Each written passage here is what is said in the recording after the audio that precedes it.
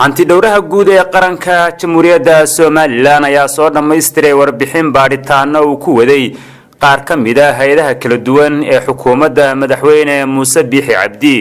warar aan helnay ayaa sheegaya in tiro mas'uuliyiin isugu jira wasiiro, agaasimayaal guud iyo agaasimo waaxeedyo wasaaradaha kala duwan loo gudbiyay xafiiska xeeraryaha guud ee qaranka Soomaaliland kuwaasi oo lagu helay falal musuqmaasuq ay sameeyeen. wararka ayaa sidoo kale sheegaya in mas'uuliyiintani oo tiradoodu ay gaarayso 8 uu madaxweynaha Soomaaliland mudane Muuse Biixi Cabdi ku amray xafiiska hanti dhowraha inuu waajibaadkiisa ka guto, taasi oo keentay in loo gudbiyo xeeraryaha guud ee qaranka Soomaaliland oo iyagu u xilsaaran sifaha sharci ee loo marayo mas'uuliyiintaasi. walow aysan jirin warar rasmi ah oo ka soo baxay hay'adda hanti dhowrka qaranka iyo xafiiska xeeraryaha guud ee qaranka Soomaaliland midna, haddana waxaa jira ilo xogaal ah oo u dhuunduleela arrimahan oo cadeeyay in tirada mas'uuliyiintaasi oo gaaraya ilaa 8 qof ay hadda magacyadooda iyo cadeymaha falalka loo haysto hor yaalaan xafiiska xeeraryaha guud ee qaranka Soomaaliland oo laga dhursugayo maalmaha soo socda maadaama uu madaxweynaha Soomaaliland dalka ka maqan yahay.